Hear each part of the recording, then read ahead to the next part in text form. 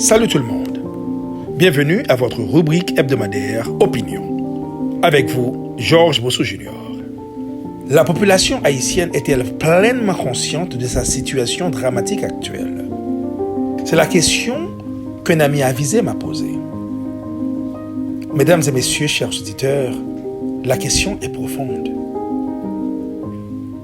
Elle est douloureuse. Ma réponse est nuancée. Oui, la population ressent la crise. Elle la vit dans sa chair.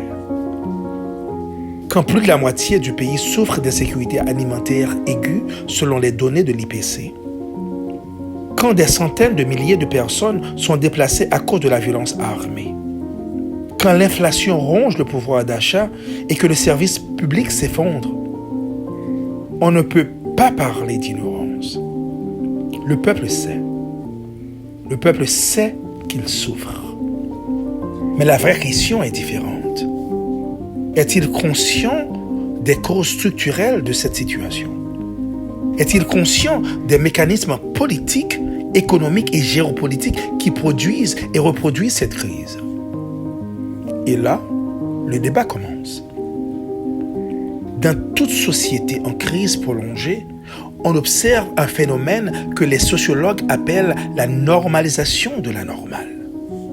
Quand la violence devient quotidienne, quand l'instabilité dure des années, l'esprit humain s'adapte pour survivre. On ne parle plus de scandale, on parle de routine. Frantz Fanon expliquait que l'oppression prolongée produit une forme d'aliénation. Le dominé finit par intégrer la crise comme un état permanent. Ce n'est pas de l'ignorance, c'est un mécanisme de protection psychologique.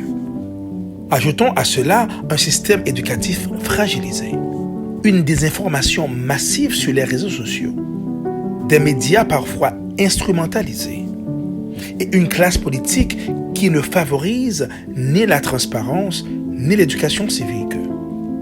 Peut-on alors parler d'une conscience politique collective? Non, pas totalement. Il existe en Haïti une conscience diffuse, une colère, une frustration, un sentiment d'humiliation nationale. Mais transformer cette émotion en conscience stratégique, c'est autre chose.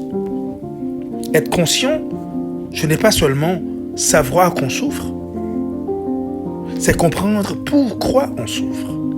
C'est identifier les responsabilités internes et externes. C'est analyser les erreurs répétées.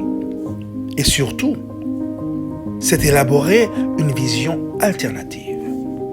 Aujourd'hui, une partie de la population est consciente, une autre est épuisée, une autre est désillusionnée et une autre encore est préoccupée uniquement par la survie quotidienne.